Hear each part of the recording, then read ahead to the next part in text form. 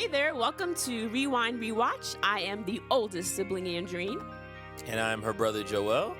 And we are siblings that decided to make a podcast about the thing that we love, 90s movies. Yes. I mean, we love everything 90s anyway, but for this podcast, what we want to do is basically look at 90s movies and then discuss whether or not they've aged well, based on today's standards. So we'll think about the themes, some of our favorite quotes, and at the end, we will rate these movies on a scale from 1 to 5, rewinds, based on how likely it is for us to rewatch them again. How do you think we'll rate your favorite 90s movies? You gotta listen in to find out.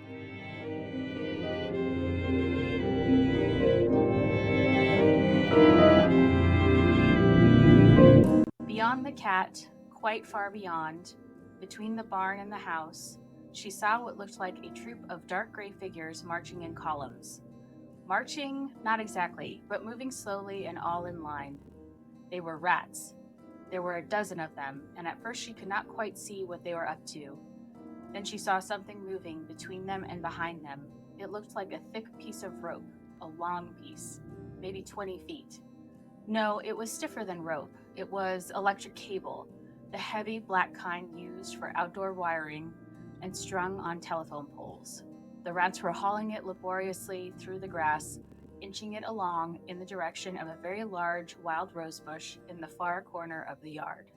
Welcome to the Book Club podcast. I'm Carly, and I'm an elder millennial. Today, my guest is Margaret, and we are discussing Mrs. Frisbee and the Rats of NIMH by Robert C. O'Brien. Welcome, Margaret. Thank you so much. I'm Margaret. I am also an elder millennial, and I first read Mrs. Frisbee and the Rats of NIMH in 3rd grade, and I have thought about it in very limited ways since then. And so it's really interesting to come back to it as an adult. Of interest, I also attended 3rd grade in a country school where most kids had a parent or grandparent who was actively involved in farming. And my teacher was a biologist who took up teaching as a second career. So I don't know. I feel like that might shape how I think about the book as well. Yeah. I never read the book, and I grew up with the movie. So I remember the movie pretty well.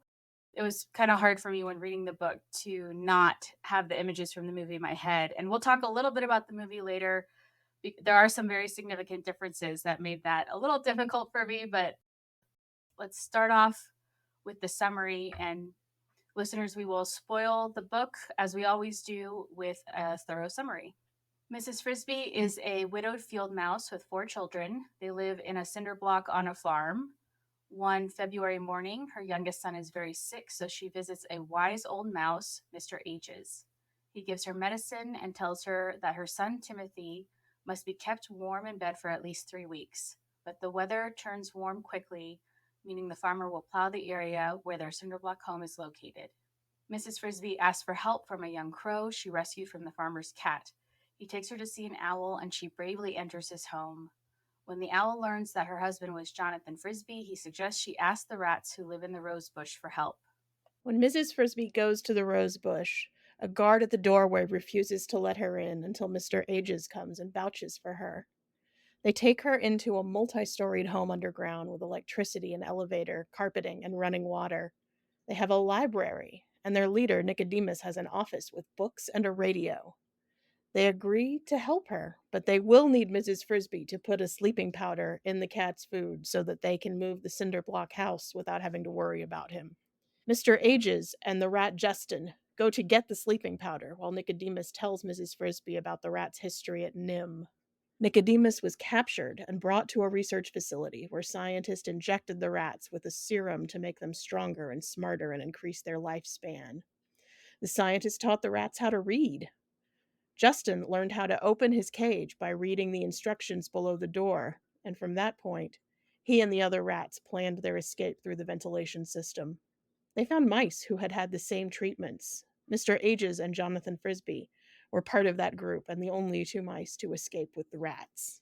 After they escaped, they found a house with a large library that was empty for the winter. They figured out how to open canned foods and learned about human civilization from the books.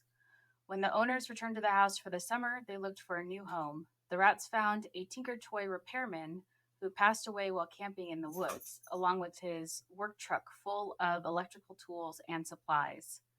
The rats used his tools to build their home under the rose bush on the farm. They stole crops and seeds, they had families, and taught their children to read.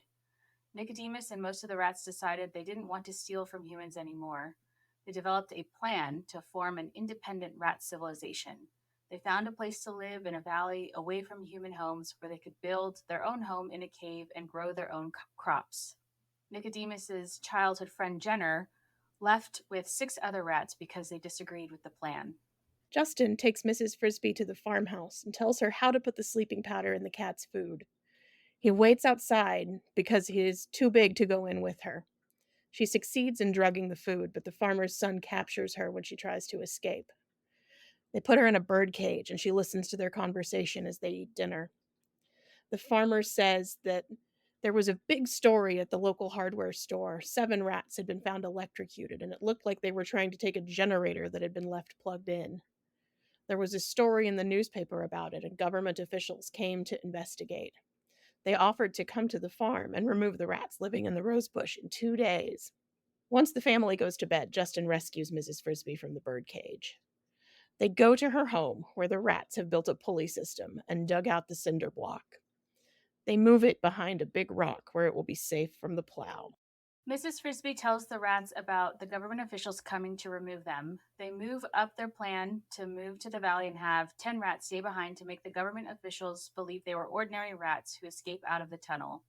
Mrs. Frisbee watches the government officials arrive and pump poison gas into the tunnel under the rose bush. She sees 7 rats escape from a back tunnel and how they run back and forth to fool the humans into thinking there were a lot more rats.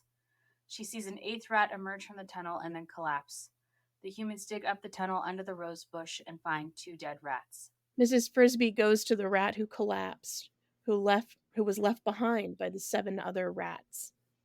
Mr. Ages meets her there with an antidote to the poison. The rat, Brutus, tells them that he and 2 others weren't quick enough when they smelled the poison gas.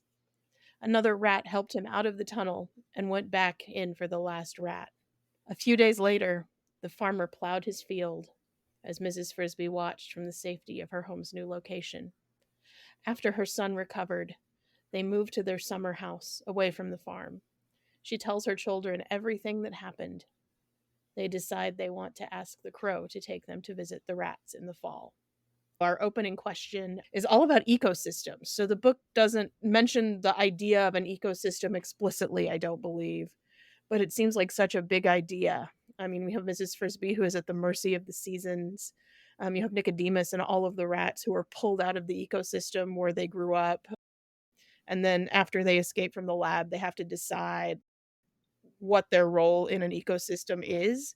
Farmer Fitzgibbon, who owns the plow and is plowing his field, almost seems like a force of nature in some parts of the book. But he's also a guy who's trying to figure out when the best time to plow is because he's in an ecosystem as well. And so I'm wondering what it means for all of these characters, for mice, rats, cats, owls, crows, humans, whomever, to be in this ecosystem together. Yeah, so the word ecosystem isn't used, and I don't think it's explicitly discussed, but the word civilization is used many times. It really stood out to me. So I wonder if that could be in contrast to the idea of ecosystem. And it's tough because Mrs. Frisbee herself, she was not at NIMH, so she wasn't enhanced by the scientists, but yet she can still learn how to read. And none of the creatures wear clothing. On the cover of my book, it shows Mrs. Frisbee wearing a cape, but that wasn't in the story at all. And so trying to distinguish what's the difference of NIMH, right? I think Nicodemus describes a little bit after they escape, they find other normal rats and they kind of are scary to the normal rats. And so they feel separated in some important way. But as a reader, it's not really clear because they can all talk to each other. All the animals understand what the humans are saying. So I find that distinction difficult. And I even think about how Jonathan and Mr. Ages, they don't want to just be part of the rat civilization. They're rat adjacent people. Jonathan goes out and finds Mrs. Frisbee and marries her, and they have children, and then Mr. Ages lives alone in the woods. And so not only do Nicodemus and his group of rats not fit in with other rats, the mice who escaped with them, who have also been through this process at NIMH, also don't feel like they fit in quite with the rat. But Jonathan, at least, fits in well enough with them that he has a mouse family out there in the world. And so you do have, the children who Nicodemus gives Mrs. Frisbee the heads up, like, your kids are going to be very smart and they're going to live a long time if we can get them through this terrible sickness that Timothy has. So I think that's another interesting thing, that nobody quite feels like they fit after they get out of NIMH. Yeah, I was also struck by Mrs. Frisbee, her whole journey and learning about Nim and learning about her husband's past.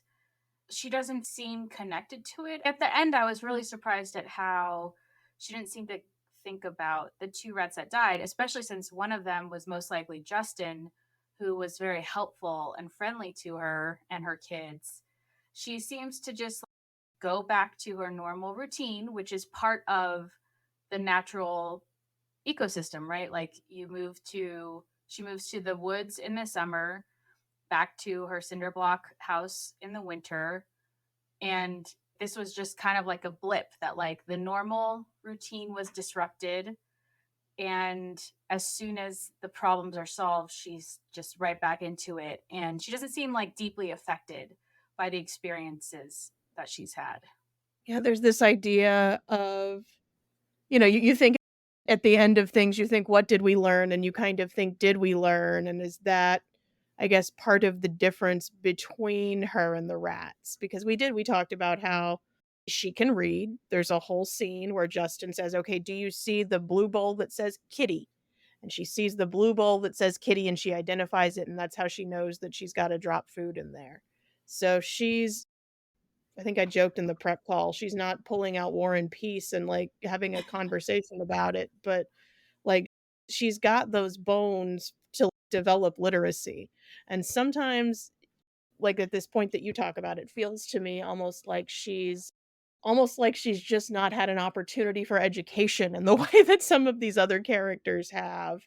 But also at the same time, like that juxtaposes with, well, at the end, you know, she's in her new house and kind of back to business.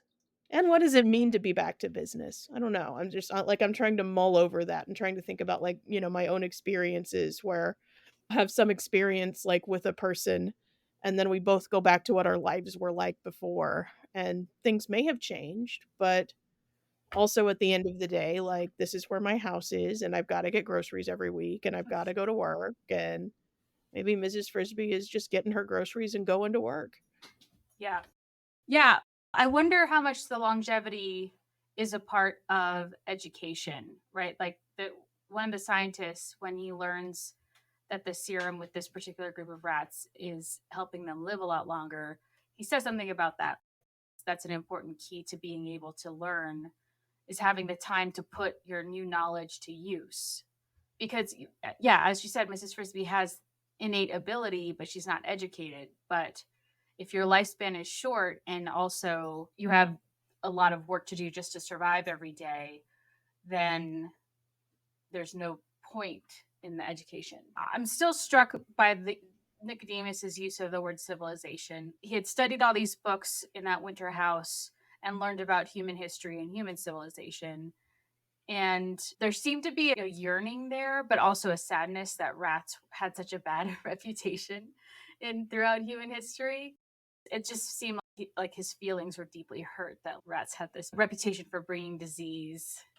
And so that urge to create the first rat civilization on the planet in his dream to do that, it just was very striking.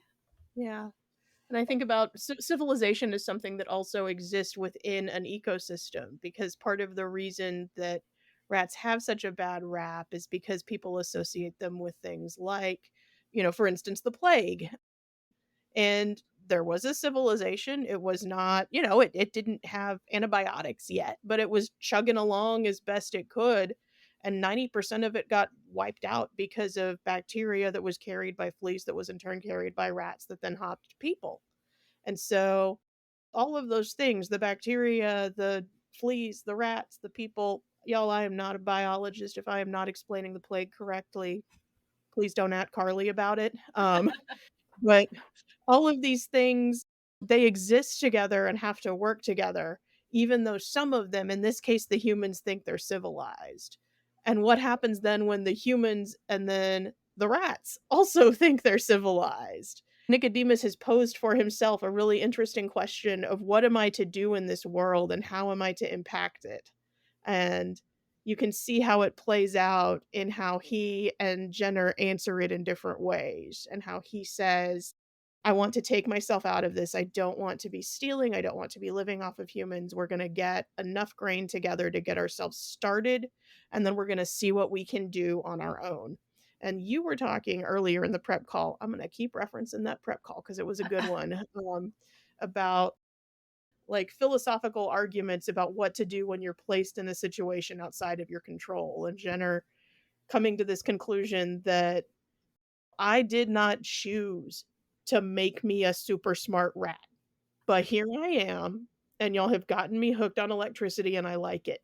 Perhaps he liked it a little too much.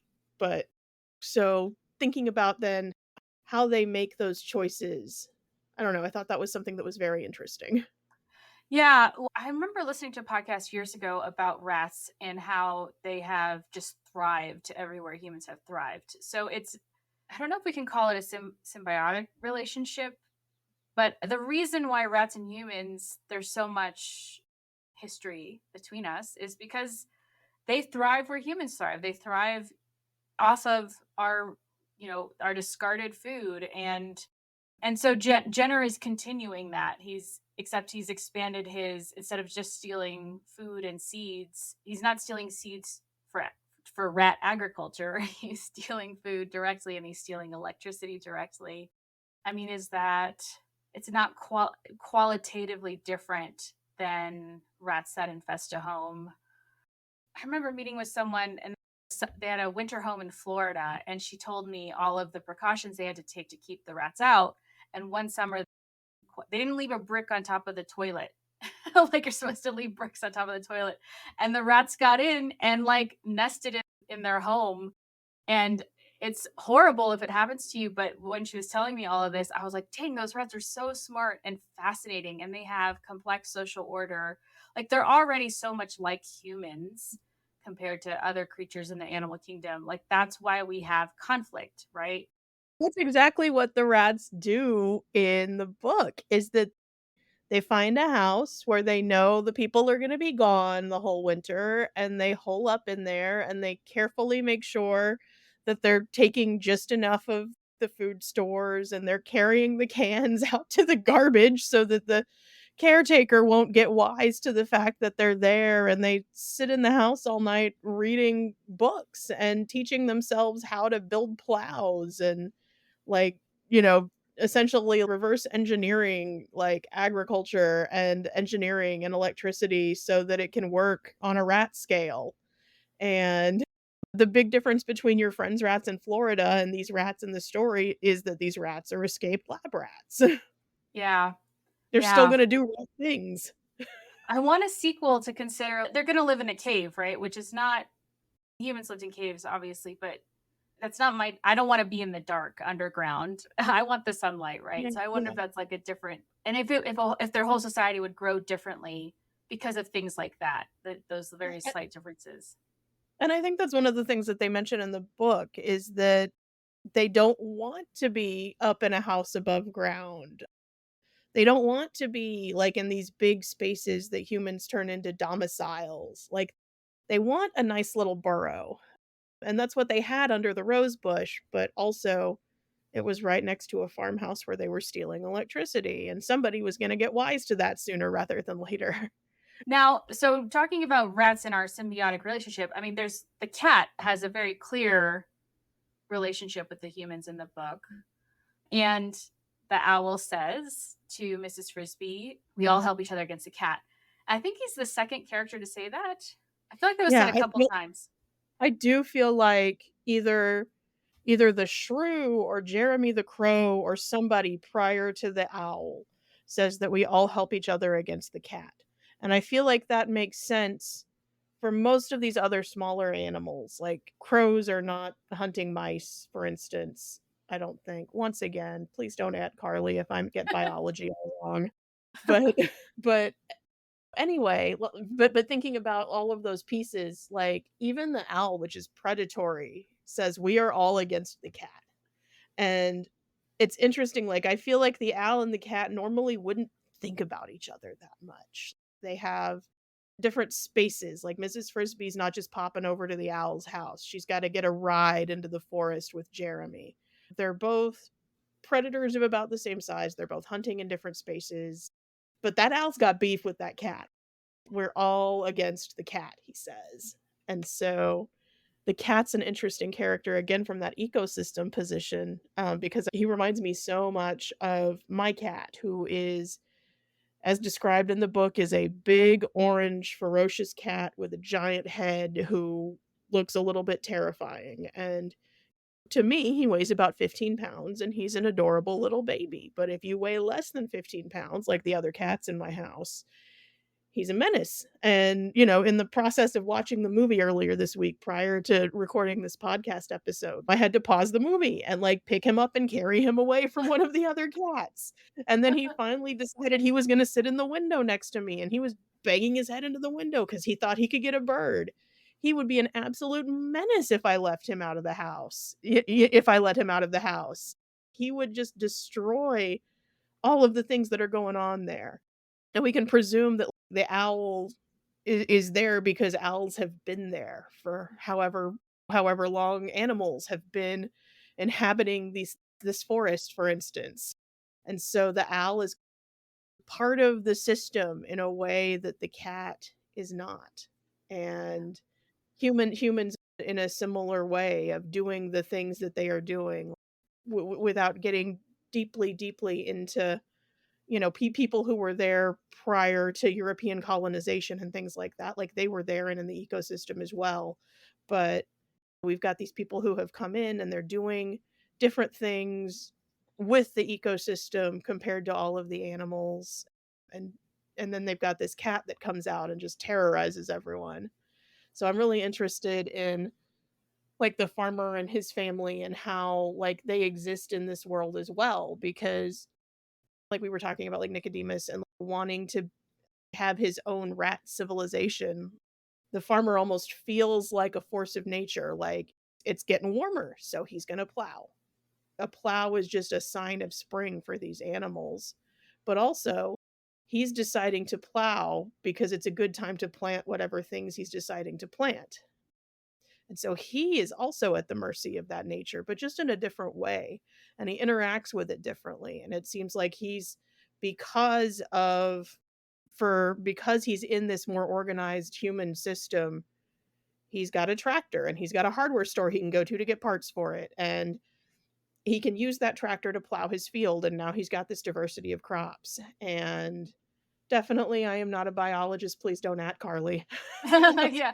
No, but you mentioned that you grew up in a rural area around farmers. You told me that you know people who run plows. So yeah, that's now thinking about agriculture as like civilization as a gradual process, and like agriculture is one of the early steps because it is very subject to natural cycles, but it takes you a little bit away from being so dependent on like the daily weather, right? Because if you have a store of grain for the winter, you're not starving as much as you would if you didn't have that store of grain. So it's just like a gradual process, and the cat is encompassed in the human's authority against those natural systems, and the rats want to be too, but they don't want to be under the human's authority and protection from the natural cycles. They want to create their own protection from the natural cycles. And O'Brien really, that's kind of what he opens the whole book with. He explains that you've got Mrs. Frisbee, the head of the family, lives in a cinder block in a field on Mr. Fitzgibbon's farm, right? And in one of those very first paragraphs of the very first chapter, it talks about how hard winter is. She talks about how January and February were the hardest months. The sharp, hard cold that began in December lasted until March. By February, the beans at Black Eyes had been picked over with help from the birds. The asparagus roots were frozen into stone, and the potatoes had been thawed and refrozen so many times that they had acquired a slimy texture and a rancid taste. Still, the Frisbees made the best of what there was, and one way or another, they kept from being hungry. And that sounds so different than the rats with their grain stores, than the humans who probably have a freezer full of potatoes that aren't rancid. Dragon, who has like his can of food. Dragon is the cat, by the way. Dragon the cat with his can of food in his little blue kitty bowl, but still taking mice out. Things like that. So the immediacy of the ecosystem is so different for Mrs. Frisbee than it is for Nicodemus, than it is for the Fitzgibbons or for Dragon. Maybe that's why the owl is against the cat. Yeah, those first couple chapters, I loved those first couple chapters. I feel like they really brought my perspective down to a mouse perspective, like looking at what is a threat and just how big the world is. Like she finds a store of food that some other animal had made, and she figured, oh, that animal might have been killed by something, but she's gonna take that food back to her children.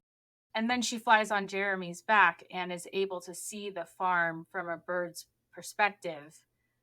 And she's able to see the woods, and she's able to conceptualize actually maybe visiting the valley where the rats are going to go. Like that huge shift in perception. Now the owl has that perception. The owl gets to see, and probably sees a lot more because he's nocturnal. So who knows? He's like in a whole separate world, I think. Yeah. Yeah, he sees, I think, yeah, and some bird mentions that they think they've seen Thorn Valley at some point, which is where the rats want to go. So the birds know about it, and the birds have this whole way of knowing that not even the humans have, because that's part of the allure of Thorn Valley, is the humans aren't thinking about it. It's not on their radar.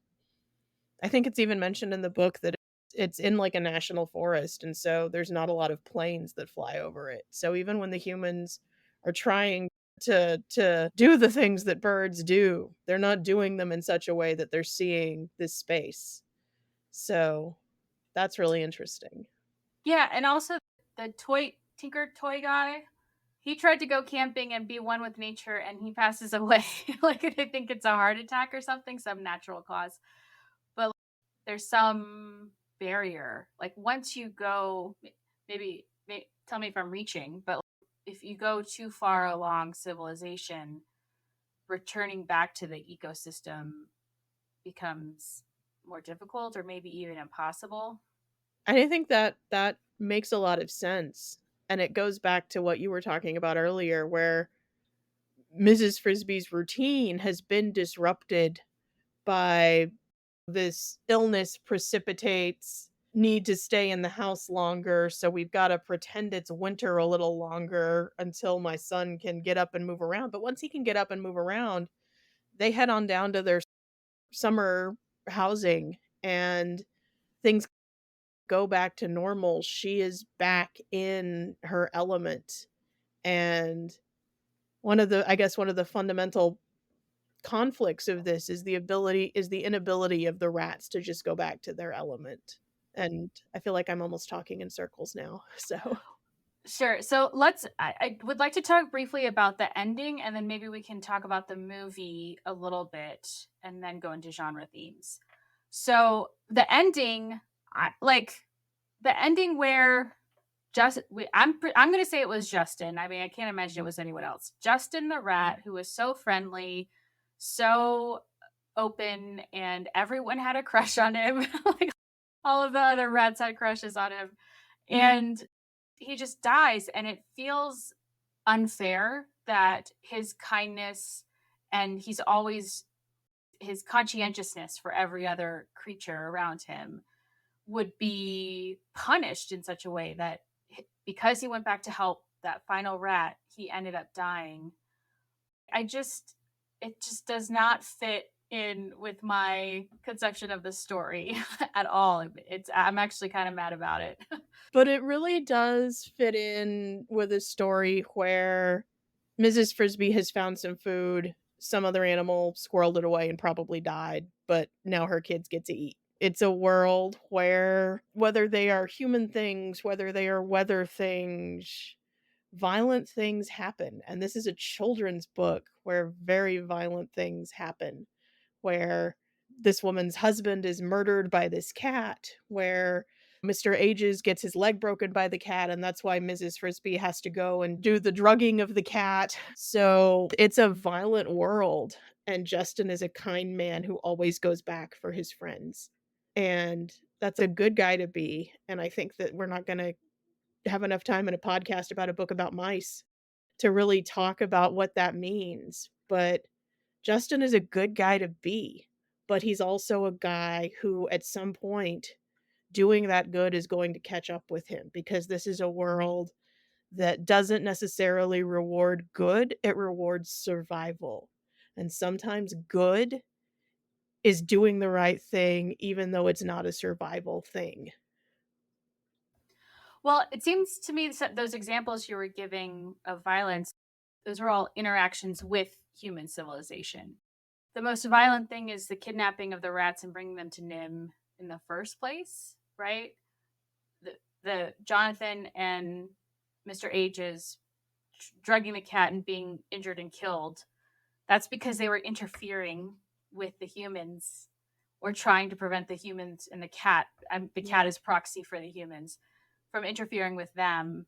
And so that's why it's violent. So is this also saying leaving the ecosystem for civilization brings new forms of violence? But I would agree with you that being in the ecosystem, it rewards survival and there's no moral piece to that. But civilization, you need to have, especially a social civilization, you need to have morality, you need to have justice and goodness. Yeah. Like he's caught at this intersection between Mrs. Frisbee's world, where you eat all your rancid potatoes and you starve in the winter, and the Fitzgibbons world, where you have a field and you plow your field and you make a lot of food and you send off some and you probably have some in your freezer for winter. And so he's kind of stuck between those worlds. But I think that gets to a question that I know that you wanted to pose about the story reflecting the claim from the One in a Millennial book about us being raised for a world that no longer exists, right?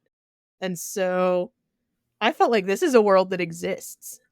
I thought about Mrs. Frisbee, and a season has changed and now something is going to happen and her house is going to blow down.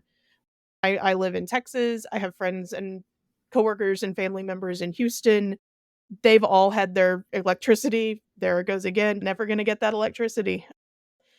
They've had their electricity knocked out this summer as often as not because of first that derecho and then the hurricane.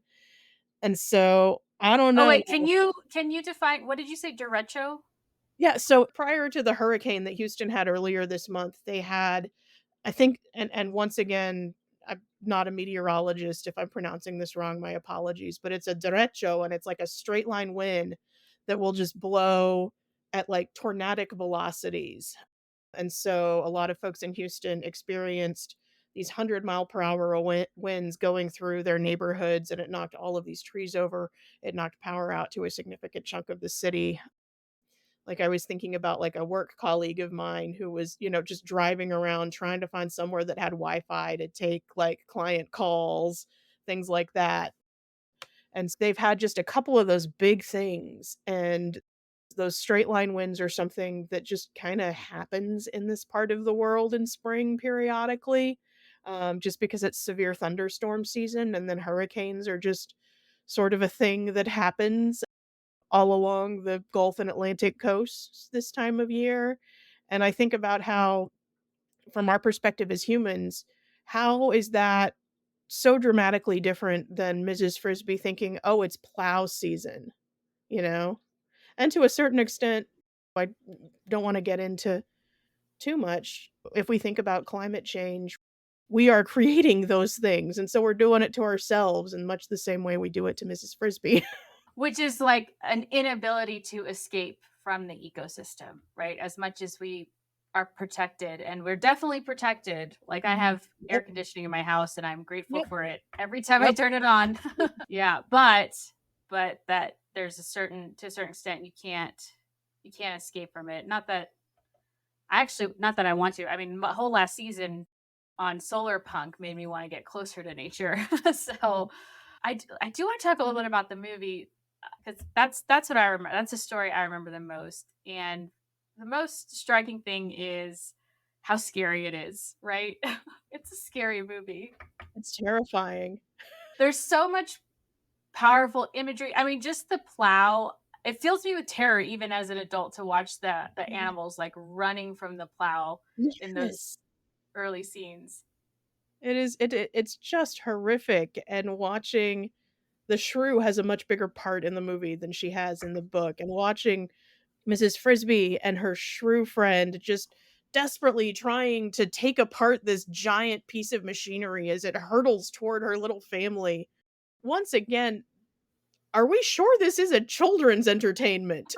Well, and that gets to the broader theme of millennial nostalgia, because there were so many terrifying movies, and not all of them were Don Bluth. Although, if we list the Don Bluth movies, Land Before Time, very traumatizing. I did not want to watch that movie more than once.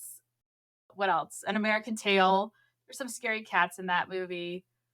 Thumbelina, she almost freezes to death. I mean, I loved Thumbelina. That's probably my favorite Don Bluth movie from growing up. And I've blocked All Dogs Go to Heaven from my memory. I know Oh my there's a God. movie. I know there's trauma. I know there's a dog in it. I don't want to think about it.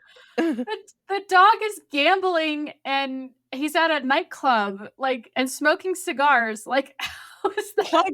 Like, why? And then one of my favorite movies as a kid was also The Dark Crystal, which terrified me, but I also loved it. Like, my sisters and I would watch the movie. There's one jump scare in that movie, and we would watch it and we'd all sit there and wait for it. And then the jump scare would happen. We'd all scream. That, like, why were we given these movies to watch as kids? What was going on? What were our parents thinking? I loved those movies. Margaret, did you enjoy the darker movies, or did you prefer to watch more lighter movies as a kid? Well, I think as a child, I liked lighter fare. It's really interesting. As an adult, I've become a big horror fan. And in a lot of ways, at least the book, I'm not going to speculate on the movie, really reminds me of like Dan Simmons' The Terror, where they're trapped on the ice and they know that something supernatural is coming for them, but they're just stuck where they are. And I think that the book brought up very similar feelings to that book for me as well, which is really interesting.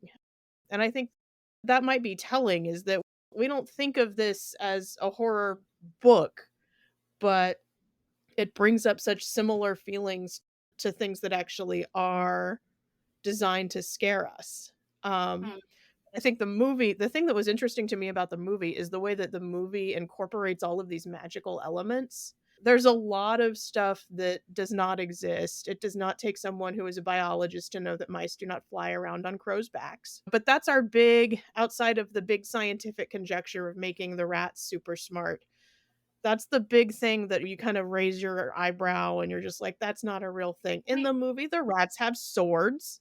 Yeah. And they have little rat sword fights.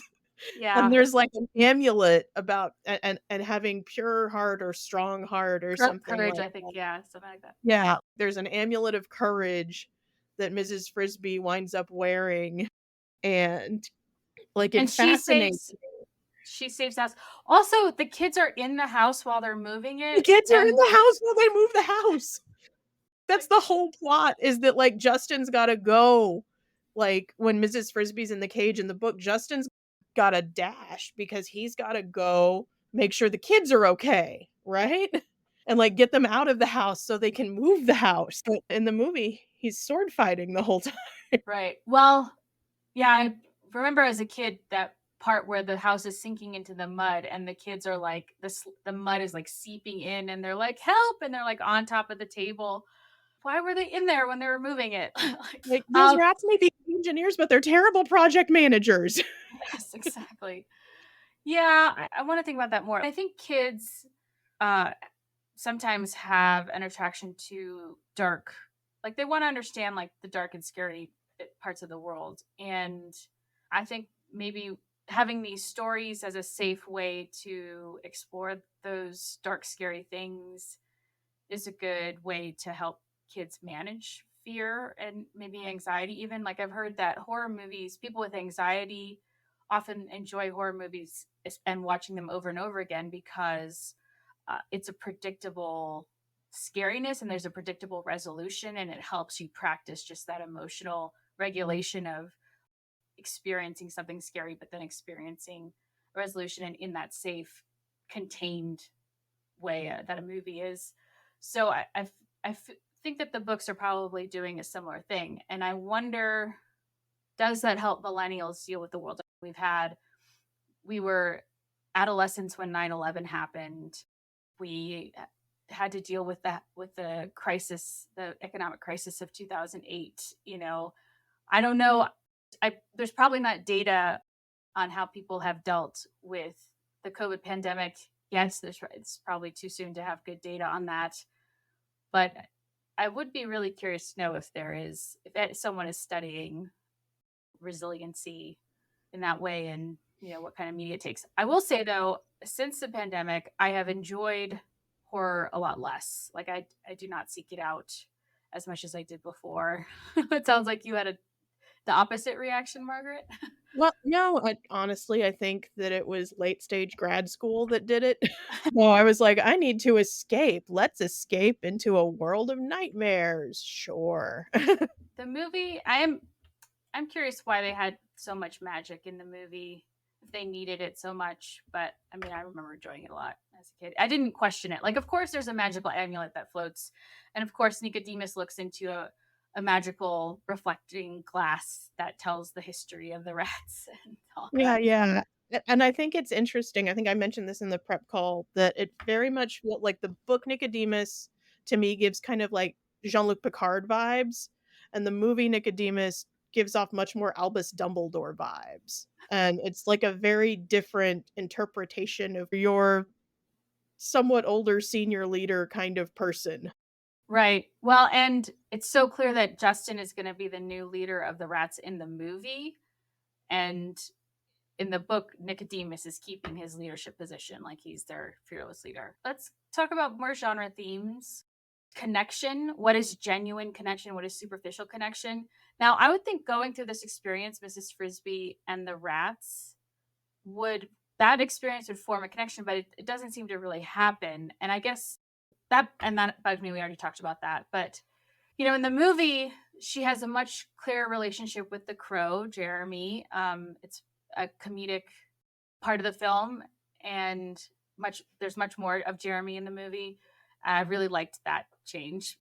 But she doesn't connect with anyone. It's about her kids and getting the job done, and then it's over. And she doesn't even seem to want to visit the rats when her kids bring it up at the end. Yeah.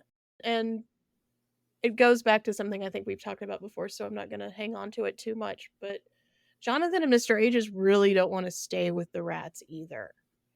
And so I'm wondering about that connection that the mice and the rats have, like the lab mice and the lab rats. And if that's a continued expression of that they just, for whatever reason, the mice and the rats don't want to connect. Well, that leads me to a very sad conclusion that if you are different at some base level, that there's not a possibility for connection. Yeah. And I reject that hypothesis in life and in fiction and in elsewhere. But also, I'm not a mouse trying to live with rats. They all expressed how much they felt like they didn't fit in the human house. And The mice are still considerably smaller than the rats. Like, the reason that there's only the 2 mice is because all of the other mice kind of blew away in the ventilation ducts escaping NIMH.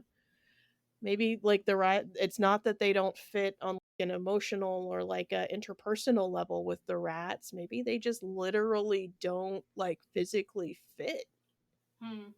Like the rats don't fit with the humans, you mentioned. Yeah. Yeah.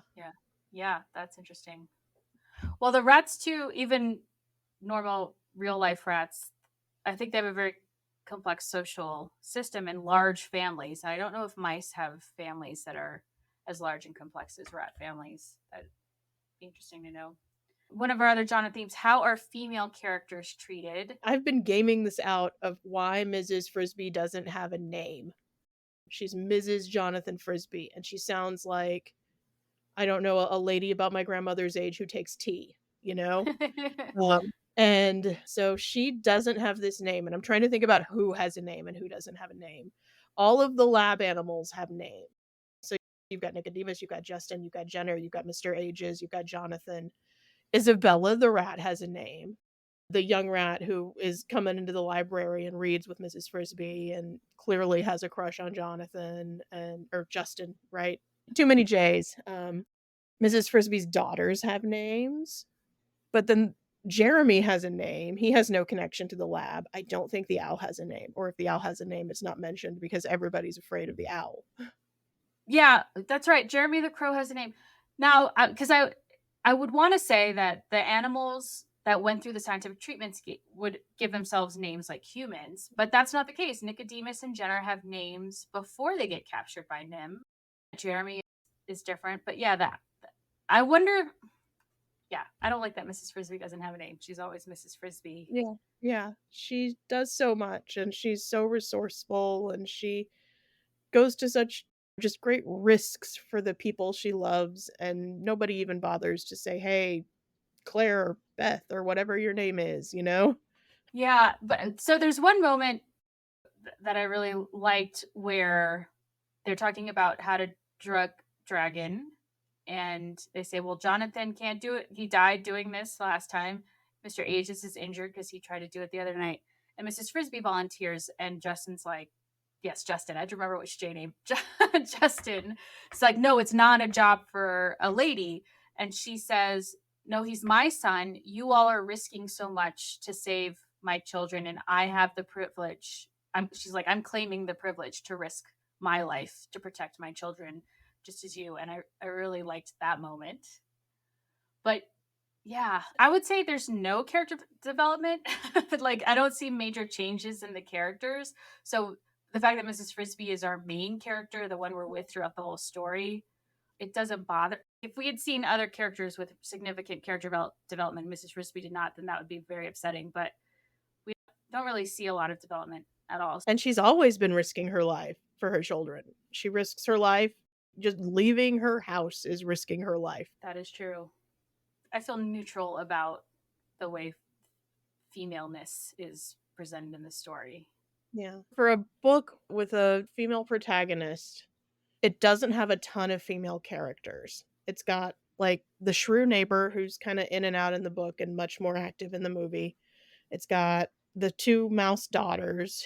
It's got Isabella the rat.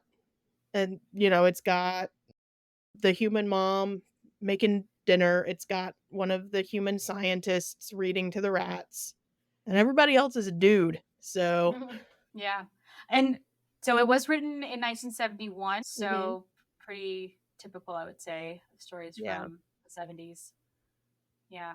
Hero's journey trope. Does this follow the hero's journey? It has all of the plot markers of a hero's journey, but I don't see the personal transformation, and I don't see, something that is common in fantasy stories is whatever individual journey the hero has to go through creates change in him or herself, but also in society as a whole. And so I don't really see that. I mean, there's a big change with the rats leaving the rose bush and going to the valley, but that was already in place before Mrs. Frisbee enters the story. She just overhears the conversation to speed that along. So I would say partial hero's journey. It's a hero's journey, but it's a walk around the block. The journey around the block. Grab a snack, eat the snack, and then you're back Yep, on your you regular can wind day. up right back at home. Yeah. I like that.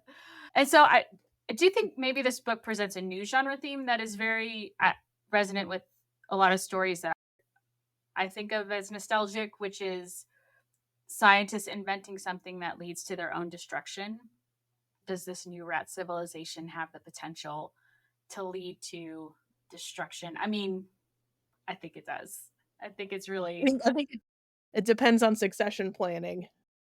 I think that Nicodemus has the goal of going out into the woods and having rat civilization and not bothering anyone. But they're rats. There's going to be lots of rats eventually, and they're long-lived rats, and so they're going to have longer lifespans and reproduce more.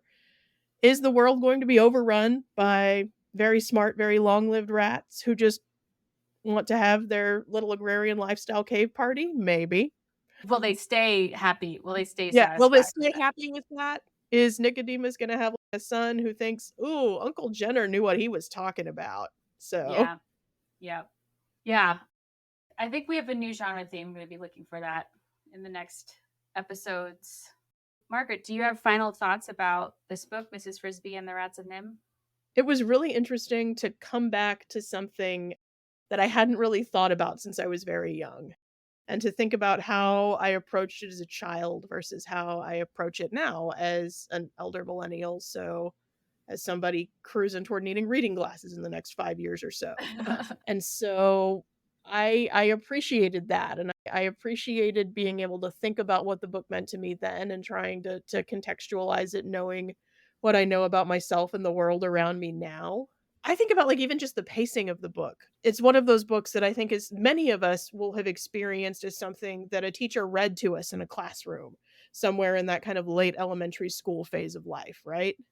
And so something where it almost feels like the difference between a TV show that you get like a week of, and then you've got to wait a week for the next bit of it. So you'd get a chapter here, and then we're not going to read a chapter again until, the next time we have teacher reading time next Wednesday or something like that. And so it felt much more, I felt much like I had a lot more time to think about the atmosphere when I was a child, and I think I spent a lot of time imagining, like, what a house in a cinder block would look like and things like that. Because I had my own cinder block in the backyard, and I'm just like, "Oh, yeah, they would fit there. I can see how this would work," that kind of thing, and it felt much more fast-paced, much more like almost like you've got a Netflix show and you marathon the whole thing in a weekend, and that's kinda how I read the book this go around. It was really interesting even at that level just to think about, like, how I think about this book differently now than I would have when I was, I don't know, 10-ish. That's exactly the experience I wanted for listeners and everyone who participated in this season of the book podcast. So that's excellent. My final thoughts, I really enjoyed our conversation thinking about moving civilization, how it's a gradual process of getting more and more civilized, and the tension with being part of the natural ecosystem. I really enjoyed that. I was really coming into this conversation like with this big question mark on civilization. I think we really tackled that. So yeah, I think I will always prefer the movie. I like the drama of the movie. I like the animals wearing clothing and then fighting with swords. I can't do it. I loved this was, and I don't even like her having a cape on the cover. Like, I love Right.